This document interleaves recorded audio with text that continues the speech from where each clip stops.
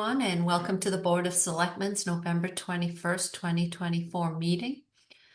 Following guidance issued by the Commonwealth in March of 2023 regarding open meeting law, this public meeting is being held remotely, and individuals wishing to participate may do so utilizing the Zoom video technology. To join the meeting by video conferencing, you can use your computer, a tablet, or your telephone. The link is available on the Board of Selectmen's agenda. Prior to beginning this meeting, I am going to take a roll call vote of the selectmen in attendance. I am Robin Hunter, present. I'm Dave Haviland, present. Okay. The first item on the agenda is citizens' comments. So if there's anyone in the attendee list as a comment, you can use the raise hand feature at the bottom of Zoom. So, go to K.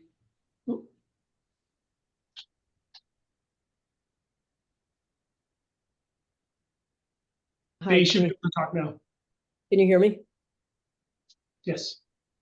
Okay, great. It's a little disorienting not to see myself. That's because this is a webinar. Correct. Right.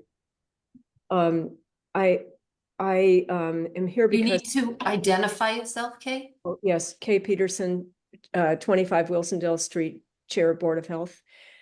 I'm here because I just have a couple of things that I want to be available to say about wells. When you're talking about drought, I could say it what I want to say now, or I could wait until that point in the discussion, whatever you prefer.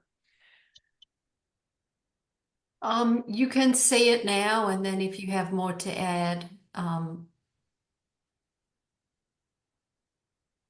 later we can allow you to speak as well. Okay, so I'll say it now, and then I'll just do something else while you're talking and listen. And it's very straightforward, but I just wanted to say that there are the monitoring wells Carl is continuing to test the monitoring wells. The water level has dropped in all of them. 2 of them are dry at the moment, one of which has been dry in the past. It's a very shallow well. But we have not had any reports of homeowners with dry wells in town, which is hopefully reassuring to all of us, but no guarantee about the future, but it's good to know that nobody has reported a dry well. And it's good to have some rain today. It is good to have some rain today, yes. Hopefully it will fill everything back up, but I don't think that's going to be the case, but there may be more rain in the next few days. Right. Okay, so that's it. So I can't tell if my camera's not on, is that correct? Correct. So I can just turn off my audio and listen, and then you'll speak up if you want me to say anything. Okay, or raise your hand during that discussion if there's something you want to add. Okay, great. Okay, all right. So now we are going to move to item 1.1 on the agenda, and this item is a public hearing regarding the renewal of the television cable license of Verizon New England. And I'm going to turn this over to William Solomon, our attorney. Is he present? Yep. I just moving him over now. Okay, there we go. Hello. Hi, Bill. Nice to see you. You too, Sorry thanks. for being so formal. Oh, no problem. Thank you. Good to be here. I know I'm sure you have a busy agenda, so I'll be quick. Okay.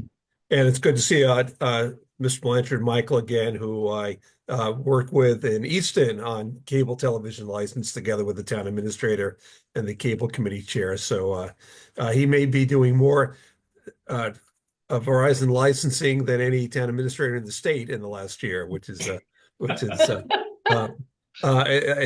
it I'm just trying to remember. It's Dickens. Oh yeah, Dickens. Yeah, it's a blessing and a curse and a curse. So, well, good news is we finished the license. I apologize for just getting the summary out today.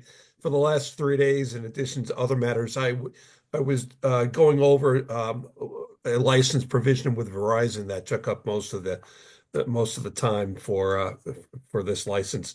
So, excellent news. We finished the license. More importantly, we have very strong funding for PEG access, public educational community television, which is important, as you know, run by Dover, Sherber, and TV. Um, the license, I'll just do briefly, I know you've looked at it, but it's a 5-year license. Again, it's a second 5-year license with a 3-year unilateral out. Every license since January 2020 for Verizon gives them the right to get out after 3 years. In other parts of the country, they've had for many, many years, like a 30-day unilateral out.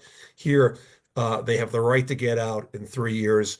We signed licenses in other communities, 5 year, almost 5 years ago now, where they had a 3-year out and they did not exercise that out, but they had told Wall Street a while back that they were looking to uh, do other forms of video, but there are reasons why that has not occurred, and we hope they're here for the next 5 years.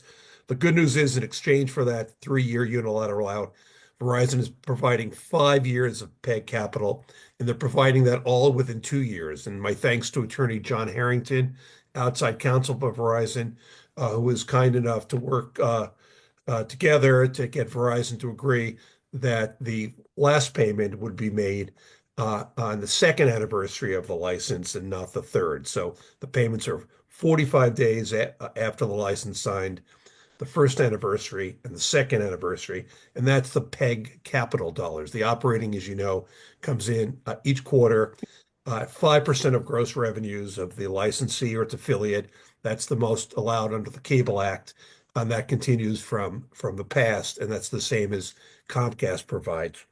And the total, just for those people listening, the total PEG access channel capital funding is 65,000. That's right. And I was going to get the 60, thank you, 65,000. And I can say that that's the highest in the Commonwealth per subscriber. Dover, Sherborne, no one's higher than that. And that was one of the challenges here is that oftentimes the Verizon corporate folks have turnover. They saw the number we were proposing, and they said, "Well, that's higher than anywhere else in the Commonwealth." So, to their credit, they worked together with us to get to a number that reflected what was in the Comcast license and reflected well on the past Verizon license. And 65,000, there's none higher in the Commonwealth than that. And it's important because there is some uncertainty in the future with respect to how this business will be going in terms of providing video services, and they understand the importance not only to the town of community television, but to their business, their cable business, and even their internet business. So that said, I can say that the rest of the license is very protective of the town. Broad definition of gross revenue protects the town legally and financially.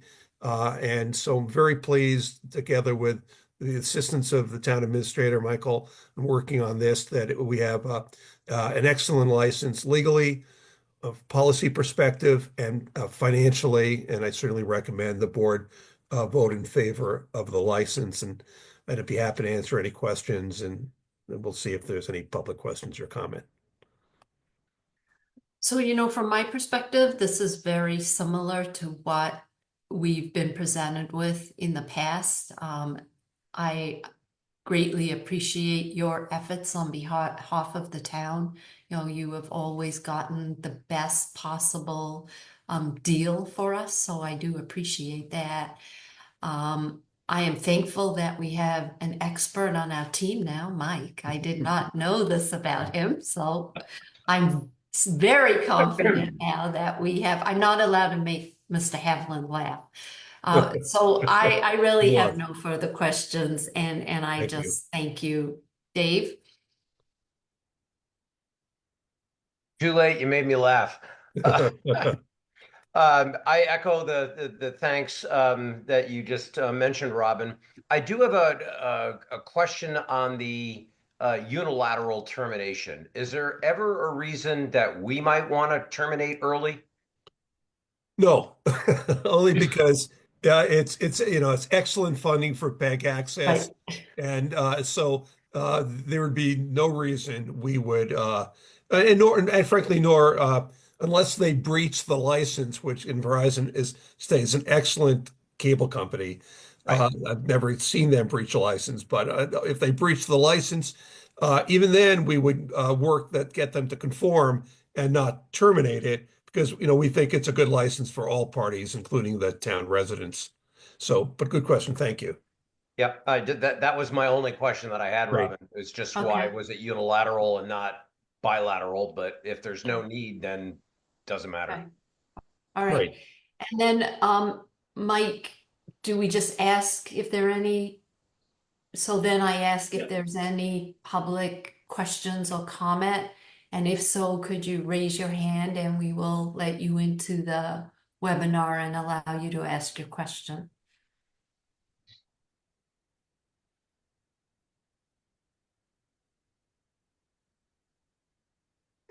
So I Mike, are don't you see- the only one that sees raised hands? No, you can as well. If you, do you see the right-hand side? You've panelists and then attendees. I see participants. So click on participants, then when the window Okay. opens, go all the way to the top. Oh, okay. All right. And you- Great. All right. So I don't see any raised hands. No, Right. me neither. Okay, so then I am going to make a motion to grant a cable television renewal license with an effective date of November 21st, 2024 to Verizon New England Inc. Verizon, all terms and conditions contained in the renewal license having been agreed to by Verizon. Verizon by and through its authorized representative will execute the renewal license agreement as set out on the signature page of the license as signed by the board consistent herewith. Second, All in favor? I, Robin Hunter. hi, Dave Haviland. Okay, so thank you very Thank, much. thank you, John. Just 10 more seconds. Again, thank Okay. you to Attorney John Harrington of Verizon, who was tremendously important on this and to Verizon. And finally, something you know better than I, none of this would be possible without the diligence, proofing, assistance of your office manager, Mona DeCilio, if I have the last name correct. Mona is in everything we do.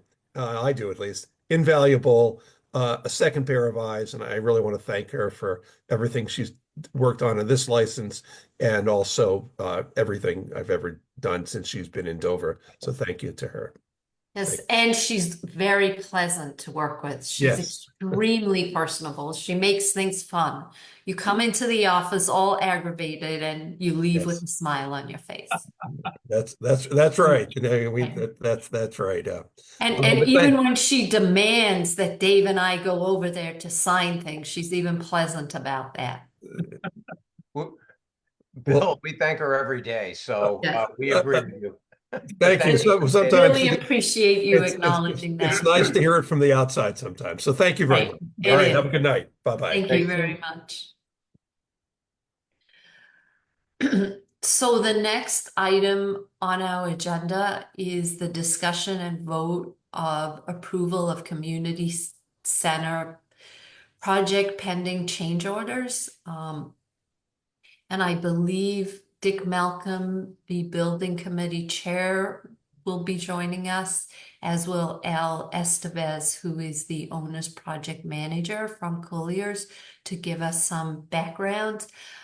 Since Mr. Haviland is the lead liaison here, I am going to ask him to be the first to comment on these items, because I know you have been attending the meeting and have a lot more background than I do.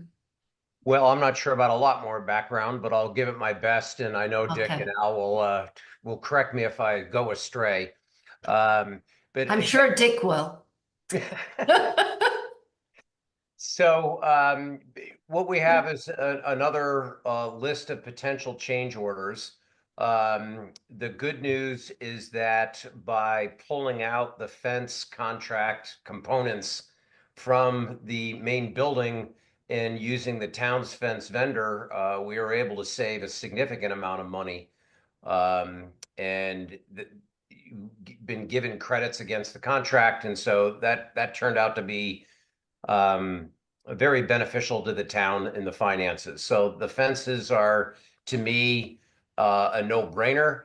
It is worth noting that the fences may be delayed in their installation as the contract, as the project dictates. The 4-foot fence will probably wait till next spring when everything's done.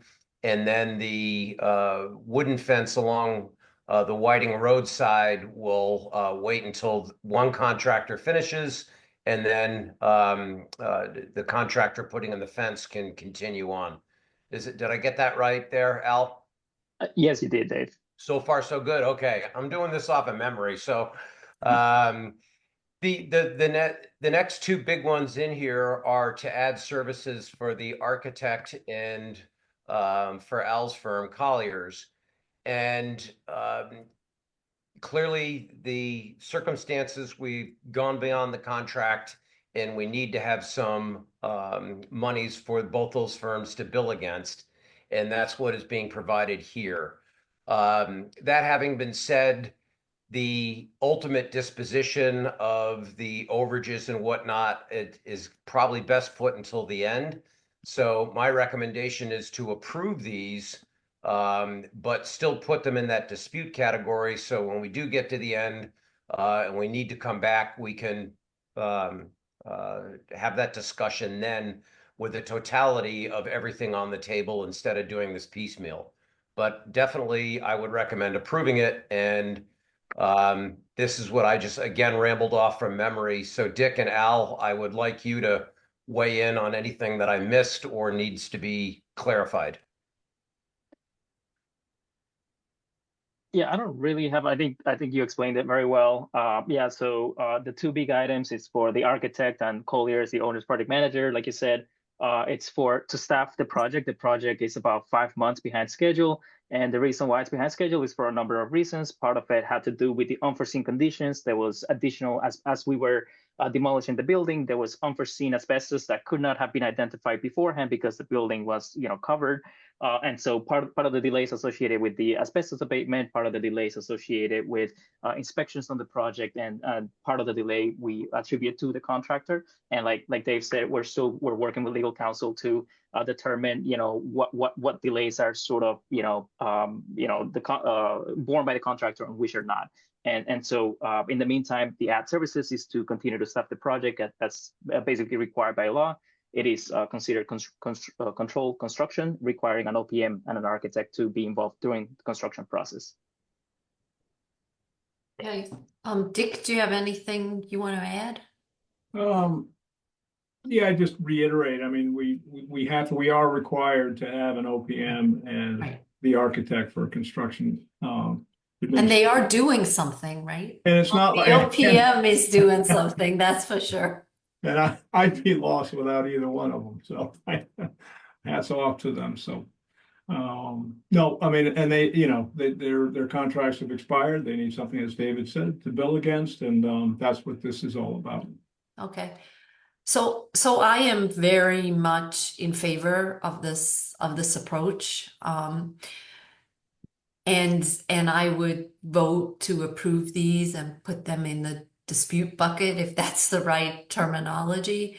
But I agree. I think we all want to see this building done. And do you think 5 months is the right? Do you think it will be delivered in 5 months? Or, when I drive by there, it looks, I can see progress. I mean, in the last month, there's been, from the exterior, a lot of progress. And every day there are people there working. But what's it, November, December, January, February, March? What do you guys think? Al, you're on mute, No, you're on mute. Sorry. so we can't hold him against it. That's it's a really good question. So, the good news is that yes, it's a 5-month delay, but it's not starting today. The delay actually started back in October, and Okay. so the contractor, as of the last schedule that we received, they're anticipating achieving substantial completion. That's when we can turn over the building to the town, sometime in mid-February. Wow. And then after that, about a month after that, it's when we're anticipating final completion with some of the landscaping. It's gonna can go only during specific seasons, so that Exactly. will follow up a little bit after. Okay. Well, that's good. Well, hopefully we're gonna turn a corner and won't have many more of these PCOs coming and, only good news, which is, to me, would be that we'll be able to deliver the building sometime in February. So with that, I am going to move to approve the community center building project change orders as presented. I would second that. Would you like to read them because they haven't been presented yet? Oh, I certainly can. So the first one is a credit, which is a savings of $17,480.43 for the Whiting Road fence. And I believe this is a result of taking it out from under the contract and doing it under the town contract. Then there's FMA additional services for 3 months, and FMA is the architect, and that's $76,463.25. There's CPL additional services for 5 months, time and material of $150,000. Yeah, the NTE, if I may interrupt you, sorry, is not to exceed. Okay, not to exceed, thank you. Then Colonial Fence for Whiting Road. This is for an 8-foot wood fence of $25,650. And then Colonial Fence, 63 Center Street for a 4-foot chain link fence for $8,900. So yes, I think it's important for the town to understand that if all of these were to be approved 100% on the dollar, we would have 1.3 million remaining out of our contingency fund, which started out as 2.4. So do I have a second to the motion as presented? And Mike, how do we deal with this? So it's approved, but I don't know that there's this official dispute fund. I don't even know what it's called. So do we just approve them as presented? Do I amend this motion to make clear that it's in the dispute bucket? Yeah, I think just you could, approve as presented, noting that the selectmen requested that this be placed in that dispute bucket. I don't know if that's the right word, but that's what we're using. Okay. That we can review, as Dave said, in the totality at the end of the project as we work on, what needs to be negotiated, et cetera. Okay, so then I'm going to move to approve the community center project change orders as presented, but noting that the change order relating to the OPM and the architects, those dollar amounts will be put into the dispute bucket, which will be negotiated upon completion of the project. Second. All in favor? Aye, Robin Hunter. Aye, David Haviland. Well, thank you. I'm sure you guys didn't think it was going to be this easy, but having Mr. Haviland attend your meeting seems to be working out really well. So. Well, it's probably painful for them during those meetings, but it goes faster here. Well, we're evidenced by, David, how you sound. We're obviously wearing you down already.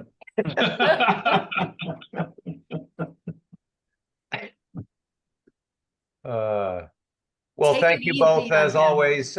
We very much appreciate your efforts, and while it may seem never ending, it looks like there's ending in sight. So, Right. So I was thinking maybe we'll get the building on a repeat blizzard, like the blizzard of 78. Wasn't that somewhere around the 15th of February? Ooh. It's been a while. I know. I'm ready for some snow. We'll see. Well, thank you. Thank you, everyone. Yep. And Thank have a you. happy Thanksgiving. Yeah, Yes. you You too. too. Thank you. So the next item is a discussion and potential vote to declare a level 3 critical drought. It's kind of ironic that the first time we've had rain in 2 months is the day we're doing this. But I'm going to turn this over to Mike. But it has been extremely dry, and there have been many brush fires around us. And I know from talking to the Board of Fire Engineers that the fire department in Dover has been dealing with some smaller brush fires as well. Yeah, no, they have, and particularly in mutual aid assistance, in other communities, they're very, it's been very prevalent. So just for the public's benefit, and as the board will recall, on Halloween, actually, we had a day meeting and you voted to declare a state of drought here in Dover. At that time, it was a level 1 mild drought, which necessitated limiting all non-essential water use to 1 day per week before 9 or after 5. So per our bylaw, once that happened, we put up the signage in town, shared it on social media, our website, and also the electronic, it's not a billboard, but sign. We know what you mean. You know what I mean? So unfortunately, since then, drought conditions have worsened. Today's rain hopefully will bring, some small step, but very small, I think.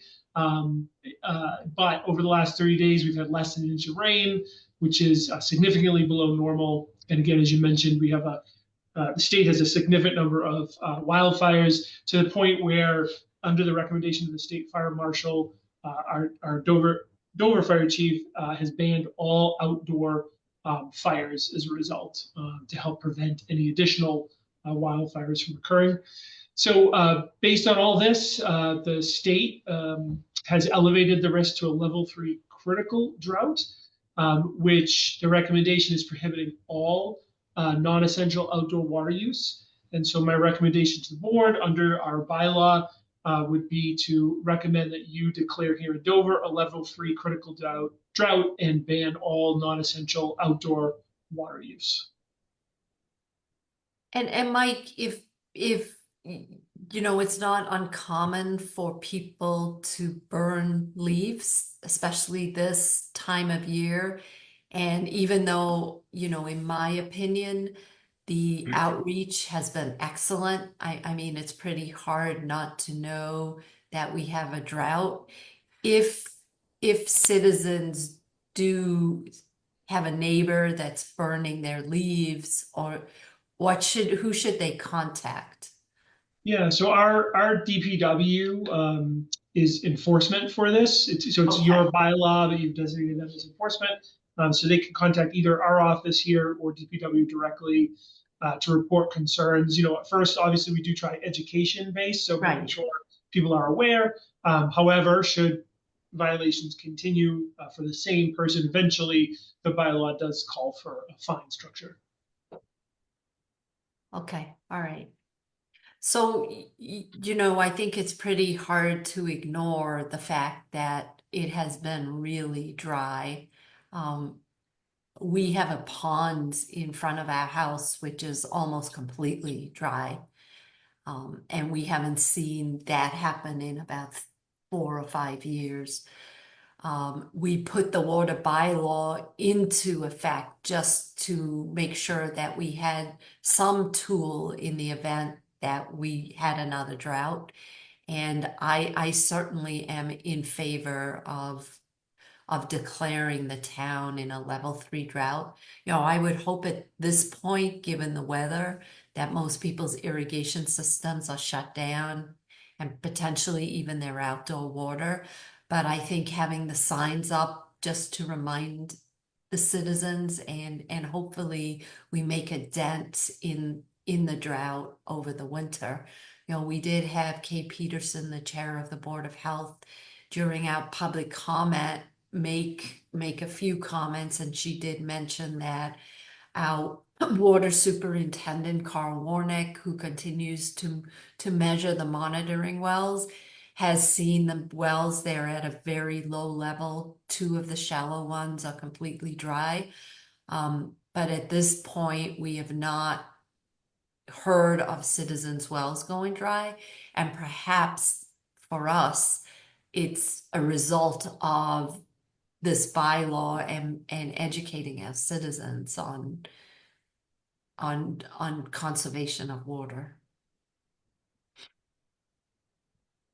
Dave? I just remember that the day we voted to go to a level 1 drought, either that night or the next day, the state went to level 3. So it was like, oh, well, we're partway there. Right, So timing is everything. Yes, exactly. So I definitely am in favor of it. Also noting that this time of year, I don't think we're going to be inconveniencing too many people within the town. But it's also necessary to do. I mean, this is not a joke. We're in a drought and we need to conserve water and water in the aquifer. So I'm all for Right. And you know, it doesn't it. immediately recharge. So you know, we may still be feeling the impact of this drought in the spring. And I think, you know, we will continue to remind citizens of the status of our wells and see how quickly they are able to recharge. Yeah.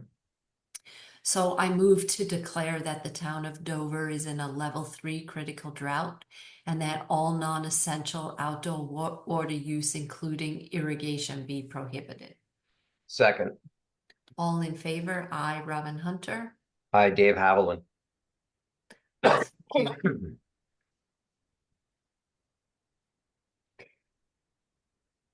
And again, Mike, I really want to make sure that you know, I would like to say thank you to the townhouse support staff for getting the word out.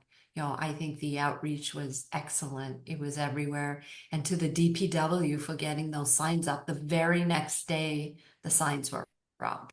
Yep. And Yeah, it might even been late that same day, actually. Yeah, no, they responded Right. very quickly. Right, but they were immediately, you know, I noticed them immediately. And I just think when you notice them, you think twice before you turn your irrigation system on. And that's what we were trying to achieve. So I would Yep. like to thank everybody. The next item is, oops, my bookmark isn't moving. Mona. Oh, mine's working. Mine isn't. It's fine. I can manually do it. So the next item of business is to approve the agreement between the Commonwealth of Massachusetts and Dover for weights and measures services. This cracks me up. So, because we've done it before.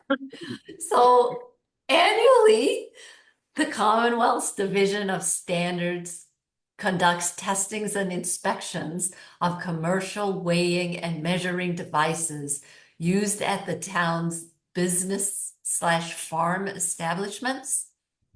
The division is updating its contract, which they do annually with us, and contract price for these services, a process that the division undertakes every other year.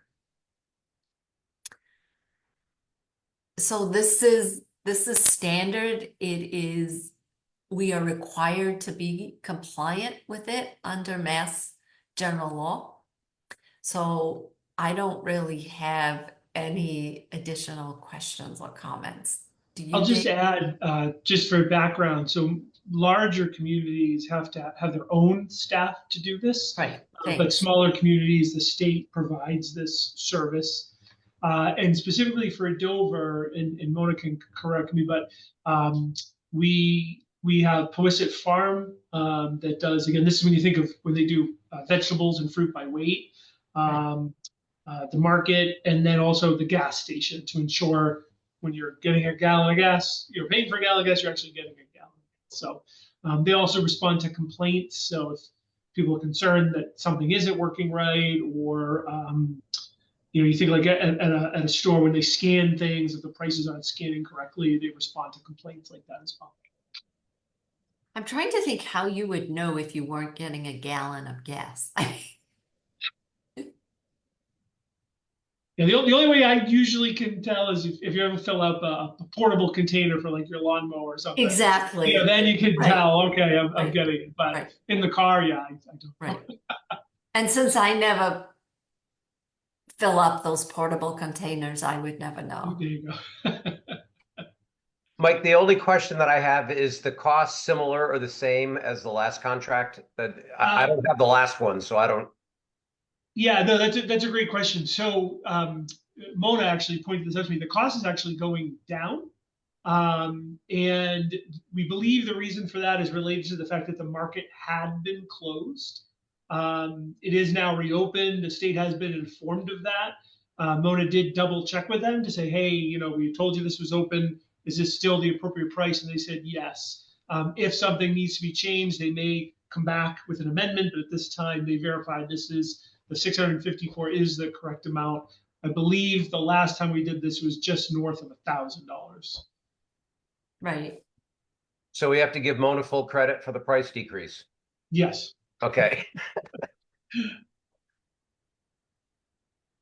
So with that, I'm going to move to approve the agreement for weights and measure services between Dover and the Commonwealth of Massachusetts Division of Standards dating November 21st, 2024.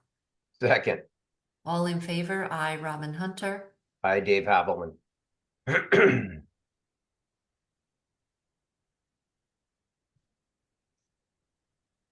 Okay. I am going to move to item 1.5 on the agenda. And that, oh, I can't believe it's this time of year already. It just, each year it seems as though the time gets shorter between us setting opening and closing dates for the warrant. So this is to set opening and closing dates for the Monday, May 5th, 2025 annual town meeting. And for those of you who don't remember, but town meeting consists of various warrant articles. Some are standard, some are not.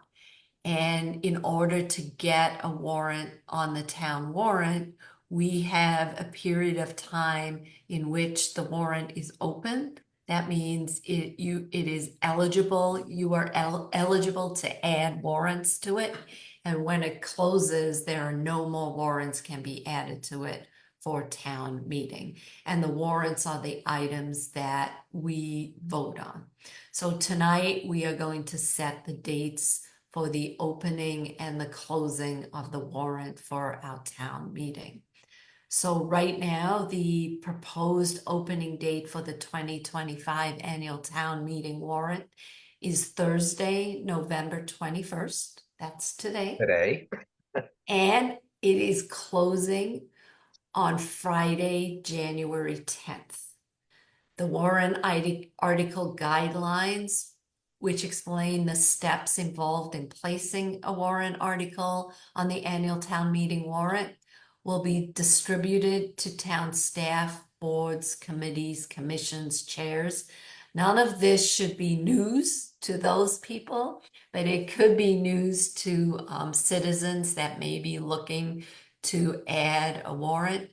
We will also make these available on the town meeting web page. And if people want a printed copy, could they come to the townhouse and receive that?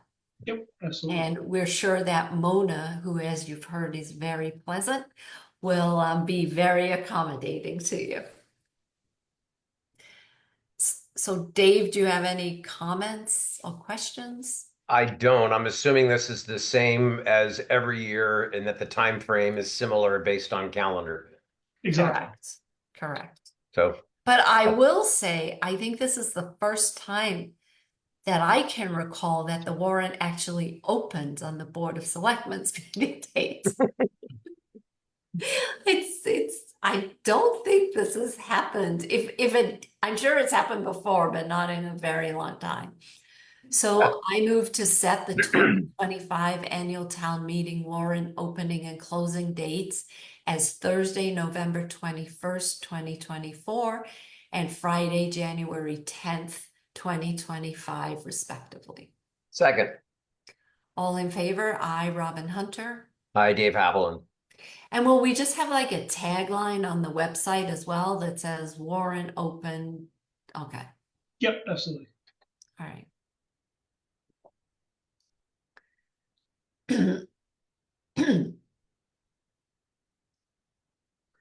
So the next item on our agenda is appointments.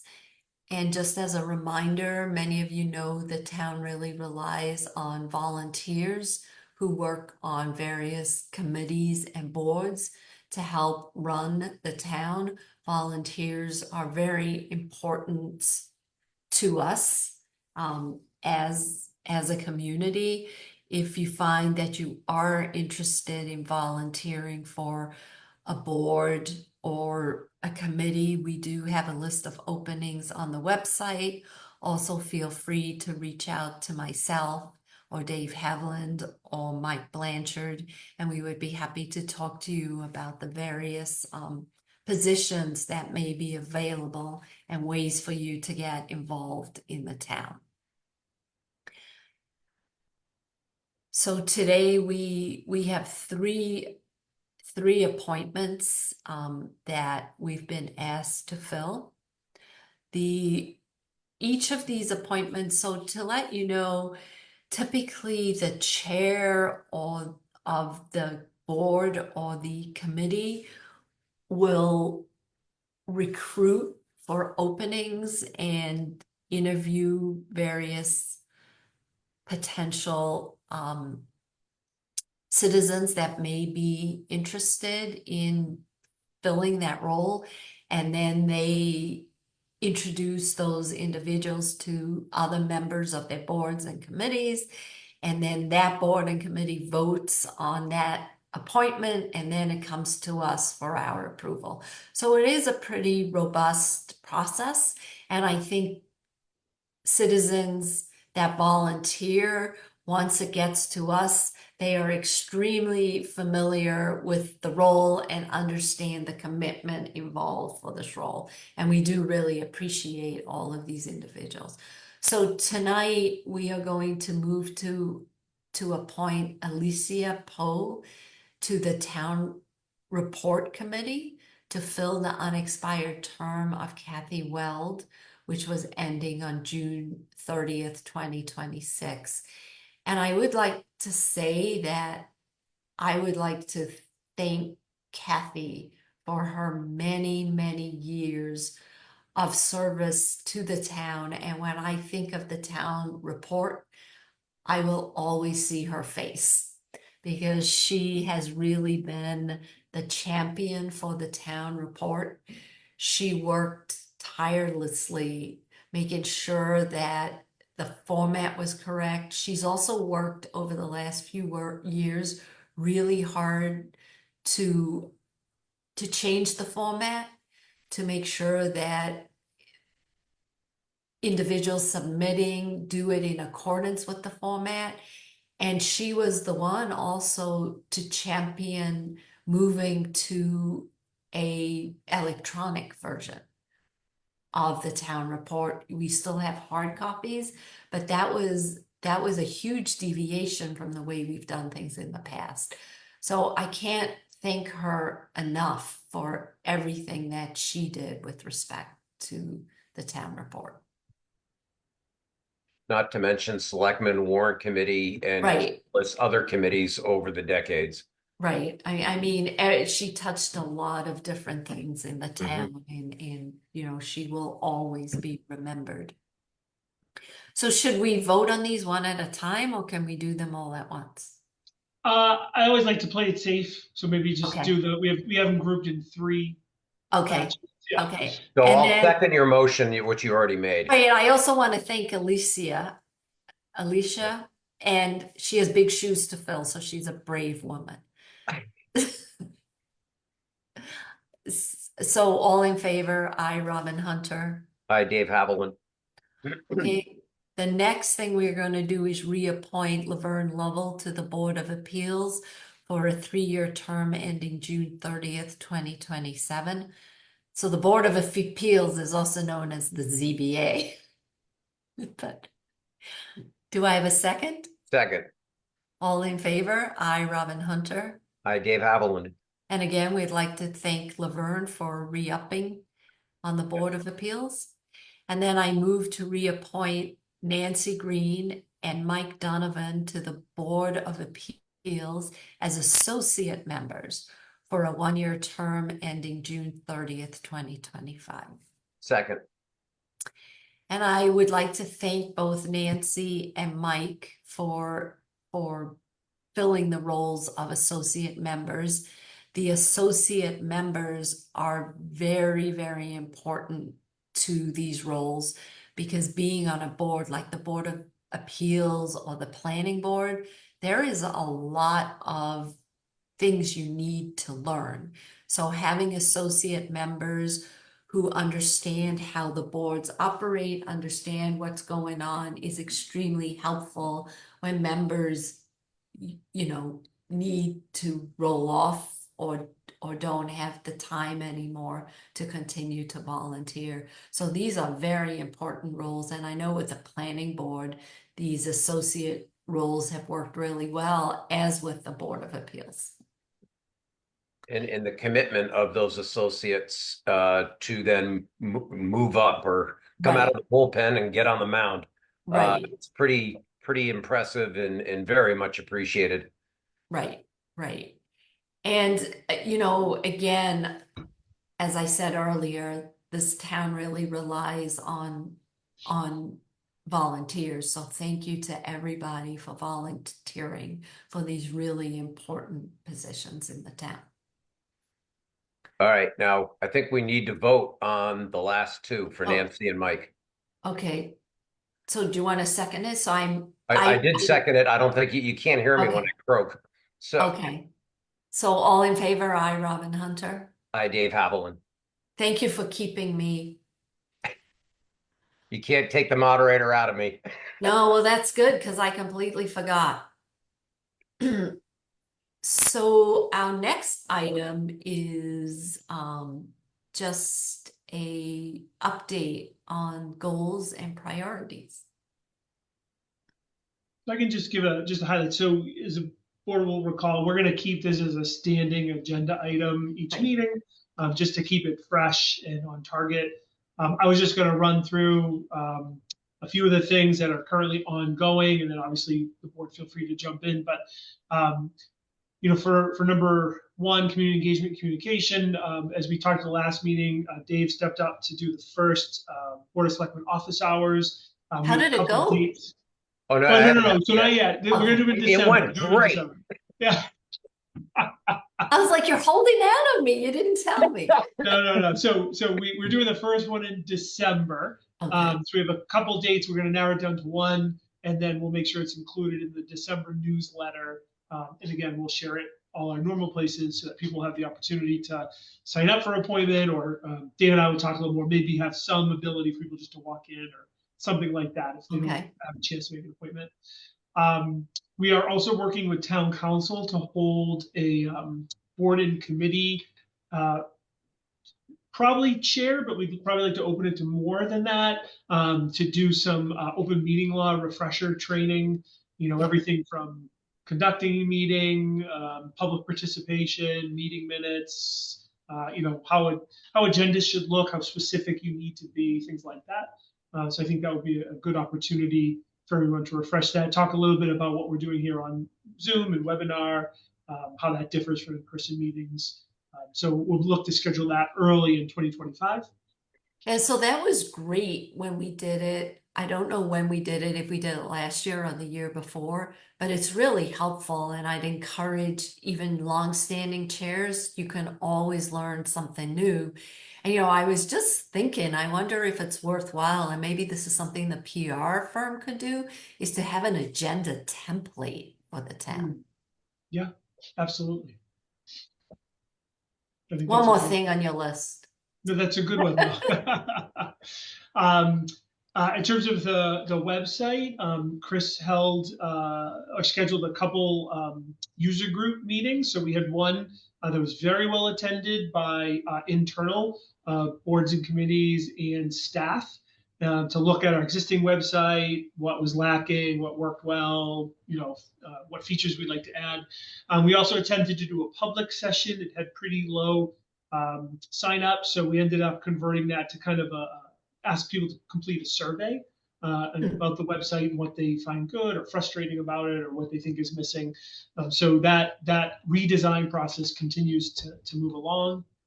As we've talked before, online permitting, a couple of things we're doing. So one is we're looking to secure grant funds at the beginning of 2025 from the state. We feel very confident about that as a backup plan. We do intend to look to at least initially include that in our budget proposal, because if for some reason that grant doesn't come through, we've heard the overwhelming need to not hold off any longer in online permitting. But again, we do feel we'll be successful in that. And we put together an internal working group that Chris has been working with to kind of map out how our processes work now, and to look at what solutions are out there, what vendors are out there, make some field trips to other communities so we get ahead of the game so that we're ready to go as soon as that funding is available. We continue to move forward with the treasurer collector finance director interviews. We have another interview scheduled next week. So we're hopeful that position will be filled soon. We, as you know, your last meeting, you also promoted a couple employees, so we're getting closer to being fully staffed and down that wing. And then the last two things. One, we've just sent off a RFP for the municipal aggregation program to town council to give one final look and blessing. So we hope to have that to you to look at and just to kind of preview at your December meeting, and then that will go live. And then that process will kick off, which is really exciting. And then lastly, Mark Galoni has been spearheading the rail trail project proposal, and we're looking to kick off another meeting with the consultant for that in early December. So we may have some more information once we have that next meeting. And I think I responded to him. I should go back and double check, but I think I did. Well, lots of stuff is going on, so that is great. We're moving many things forward. It's very encouraging, and since he's not here now, please thank Chris, because I know he's Right. doing a lot of this work for everyone in the town, and we're grateful to both your efforts, because these are great deliverables. So when they're finished and delivered to the town, people should be happy. Right. Oh, nobody's ever happy. Oh, come on, saving money.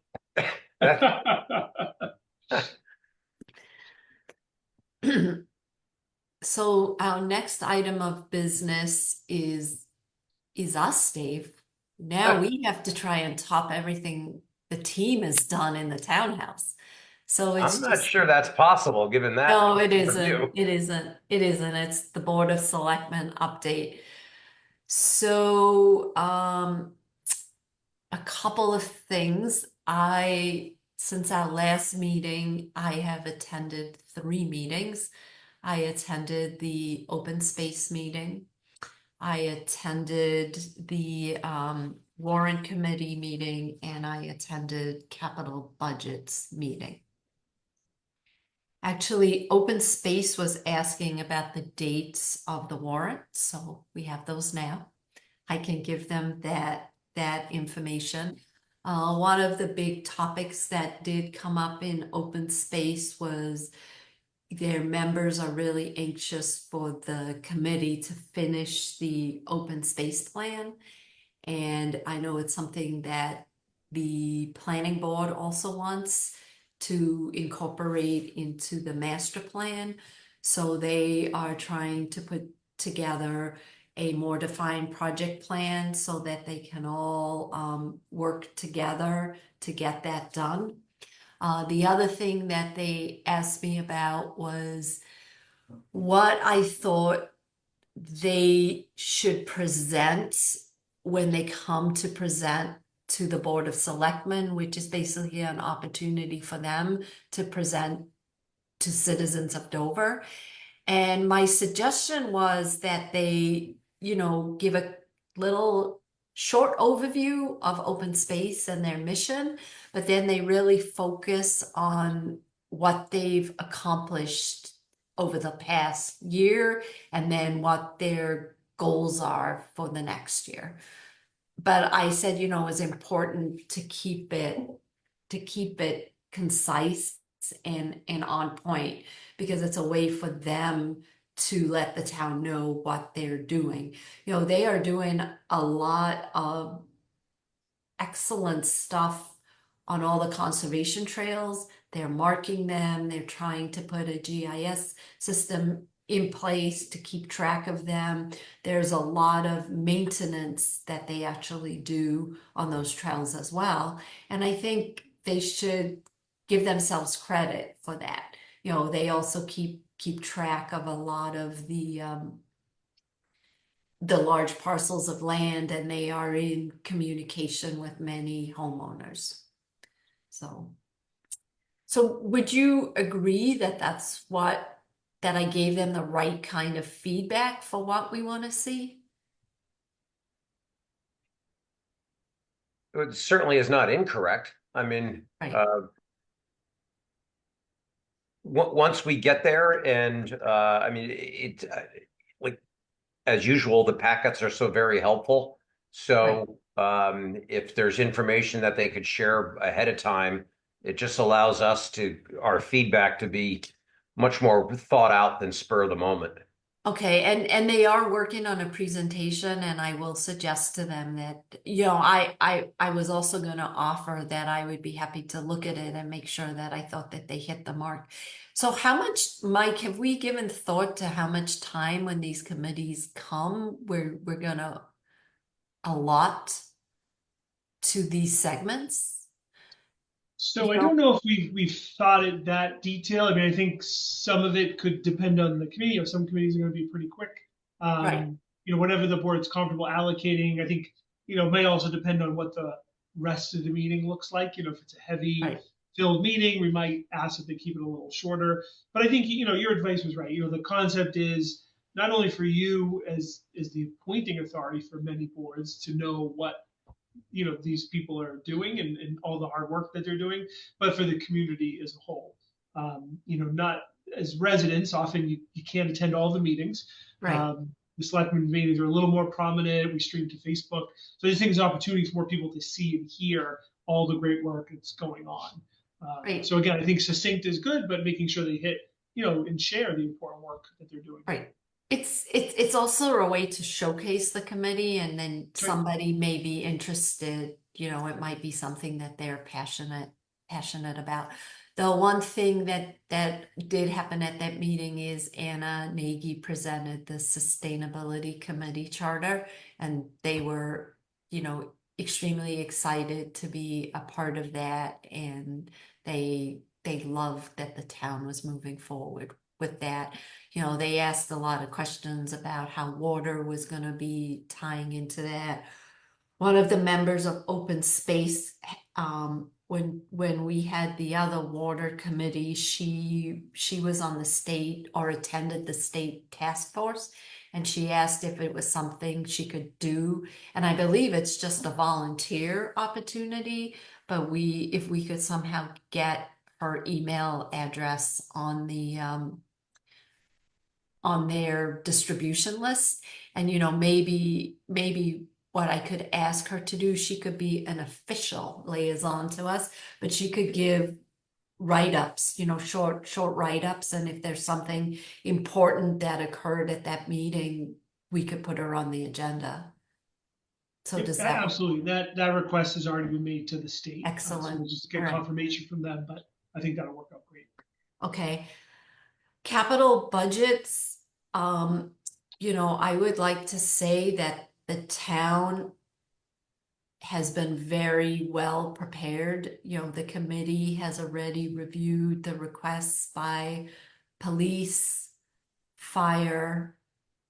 The DPW did an excellent job on Tuesday night. It was a really robust presentation, a lot of detailed information.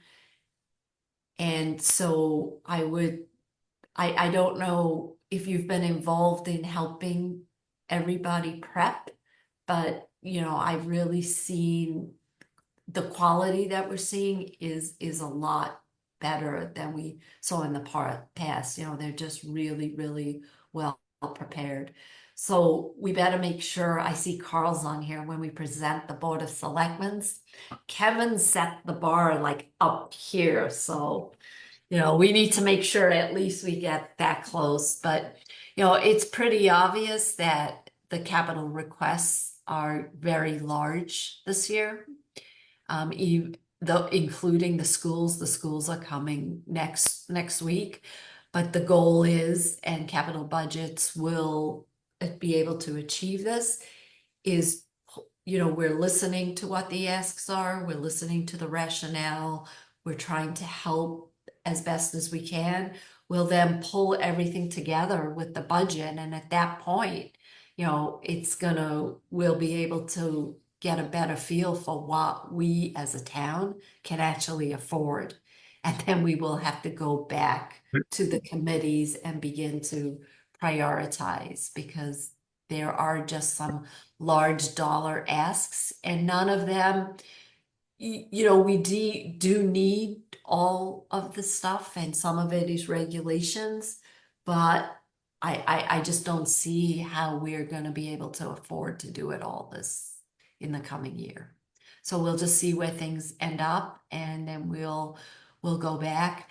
I did volunteer to be the liaison to the police from capital budgets. And so Chief Vinci and I, and we'll probably coordinate with you, Mike, is we talked about putting together a presentation on the regionalization of dispatch, and to have a single meeting with fire, police, warrants, capital, Yeah. the Board of Selectmen, so that we can all listen to it at once and hear what the concerns are of each of the departments. That's great. Yeah. So I think that will be fantastic. And then last night I had Warrant, and Warrant is very energized, very different committee. There are a lot of new members who are really eager, rolling up their sleeves. They are taking very seriously their roles as liaisons. The way the meetings are set up now is they're reporting back on meetings. The woman that was the liaison to the Dover schools had already attended a meeting and reported back on the first pass of the budget that was presented. The one thing that is crystal clear is, especially for the new members, how little information they have and a little understanding they have of municipal accounting and the terminology. So I think, Mike, we had talked about putting together a presentation, a learning tool for them on the overall budget, but I am also going to connect with the business manager from the schools. And I think before she presents her budget, it would kind of be really helpful to many of the new members to understand how the budget is formulated, what circuit breaker pays for, what the foundation budget is. One of the members asked a question I couldn't answer myself. he asked what percentage of the budget is federally funded, the school budget. And I don't know the answer. I assumed it was all funded by the state, but maybe not. So you know, I just think it's really great to see the way they are really making sure that they understand the asks and why. And Dave, you listen. Dave and I are tag teaming on warrant, but didn't you feel like it's just a whole new energized group? It's the first time I've been attending the meetings, but I agree with you that it's a very energized group and everyone just wants to learn and advance so they can do their jobs to the best of their ability. Right. So, and I too have asked to be included in all that training, which is why I'm shadowing you. It's very helpful. You want me to go through mine now? Are you Yep. set? I was probably too long, but Well, my voice won't allow me to echo length. So we've already been through the building committee and Mike touched on the finance director. So hopefully next week we'll be able to move it to the next step. wow, that is exciting. It you know, knock wood. Shouldn't have laughed. Sorry. So the one that's new is the planning board. They're very hard at work on many projects, the MBTA Communities Act notwithstanding. They've got some bylaws that we've passed and then the state has tweaked, so we need to bring them back to town meeting. They will have 5 warrant articles to bring forth at this time, but most of them are going to be short and perfunctory. State said it's X is now X and a half. All those in favor say aye. I mean, they're perfunctory, but they've got to get voted on. And the town needs to get educated on because we just have a habit of not passing some of these things that we really need to pass. Exactly. Well, we just don't like change. They don't like change, and sometimes there's a perception of they're taking something away from citizens or landowners or what have you. And in these cases, that's couldn't be further from the truth. You know, they're working on protecting the town, and they're, as far as I can tell, doing a very good job. So, yeah, between the building committee, finance director, warrant committee, and then planning board, it's been a busy week or two. Bless you, Michael. Thank you. And yes, I apologize for coughing as well. So that pretty much wraps it up. And unless you have any questions. No, that it's really great to get these updates. And you know, we got the building committee update earlier on tonight. Right. So So that helped. Mike, the next item is your updates, and I don't know if you did that already as part of agenda item 1.7. Yeah, so mostly just two things I didn't get a chance to touch on. So one is just to keep the board updated on our YouTube saga. If you ask Chris, he's not here, but if you ask Chris, we've hit a dead end. I'm a little more optimistic and hoping we still have some appeals left, but it's not gone well in our appeals to the YouTube universe to reinstate our account. We're still not quite clear on what happened, but YouTube is very clear that we violated their policies somehow. So we're going to continue to work on that, but what we are planning is an alternative solution. So we have started, although it's not public yet, we opened up another YouTube channel with a slightly different name so that we can at least start to post our more recent meetings, because we got a lot of feedback that people are looking to watch the warrant committee meeting or planning board and they can't find it. So we do have them here. We do have all the Zoom recordings, but it's not very easy to share those directly with residents. So in the immediate term, we can start to upload more recent meetings. The best news, all of this, is we do have all of the data from the old YouTube page. So all those recordings still exist, and we are going to work to get those back up. It's going to take some time. The uploadings are slow. Even we have a good internet connection. There are a lot of meetings, a lot of bandwidth, but we will slowly start to not only move forward, but also start to move backwards for some of that historical data as well. But do we know if a specific meeting triggered the violation? I mean, that would be my concern of putting that meeting back on and then having the new account. Yeah, so we don't really know. We also, separate from YouTube, we're also going to have a discussion with Dover Sherborne Cable. They host a YouTube page, but they also have their own website postings of videos. So that, it's obviously more locally controlled.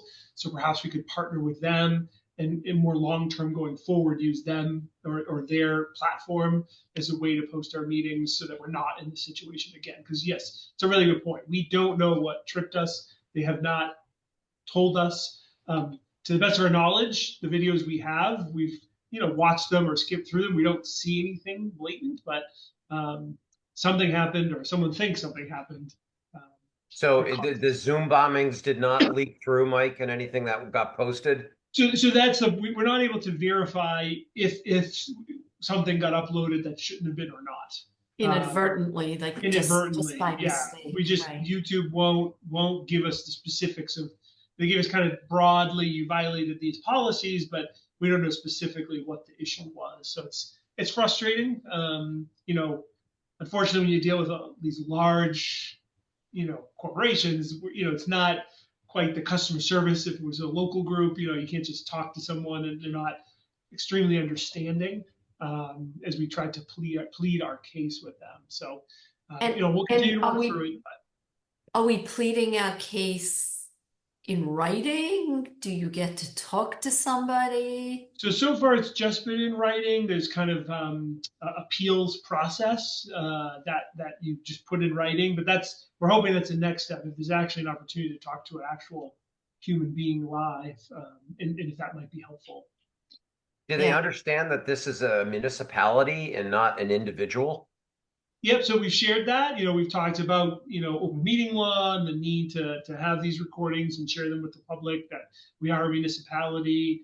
To date that hasn't been successful, but we'll keep working at it. But in the meantime, we're pursuing several other avenues to make sure that we can get things up and running. At least current things up and running. Well, thank you for doing that. Talk about a colossal waste of time. Yeah, it is very frustrating because we had four years of videos on there, which a lot of people use, and you can go in and see view counts, but you don't realize how many people use it until it's not there and they don't call. They're like, okay, people actually like this and use this resource. Well, it's great. I mean, because you can go back and just jog your memory about something. If you don't have, I know many people, if they don't have time to attend the meeting, will actually listen to the meeting. Right. I give them credit for doing that. Yeah. And then lastly, I just want to thank the Council on Aging. They had their annual Thanksgiving lunch. Myself, Chief Vinci, Chief Wright, Joe Doyle, our building inspector, and the Reverend Sean Leonard from St. Dunstan's Church all went to carve a turkey. I saw pictures. It was a lot of fun. Yeah. So that was my second time doing it, and it was just a lot of fun. So it was a great event. People seemed really happy. So I just want to publicly thank them for putting that awesome event on. And that's all I had. Super. And the final item of business is the consent agenda.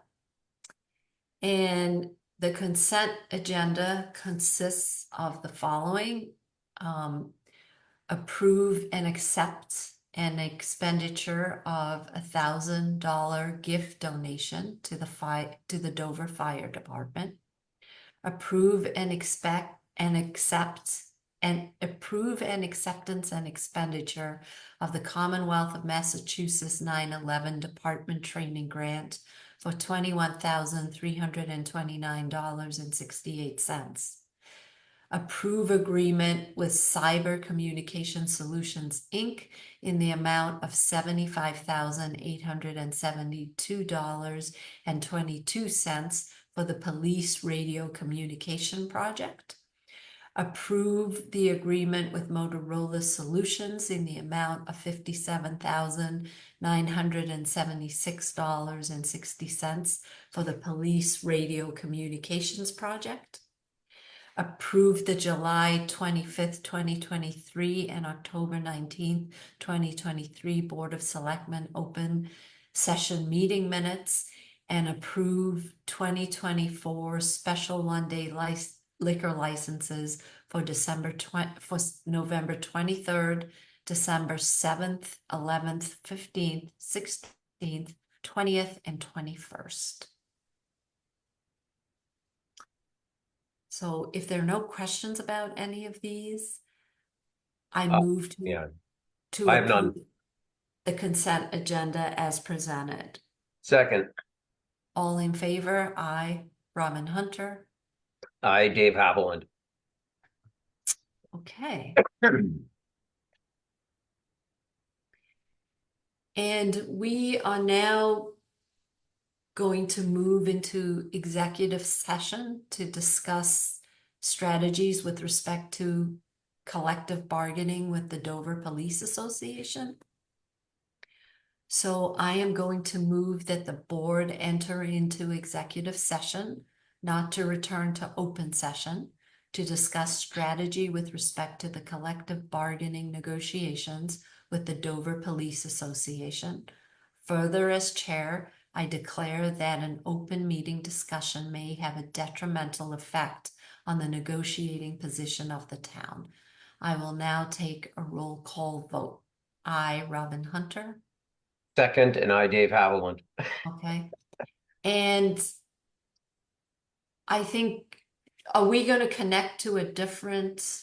Yep. So because we're using a webinar now, we're going to end the public meeting now. So we're going to end this actual webinar, and then you have a separate link in an email and a calendar invite for a private executive session Zoom meeting.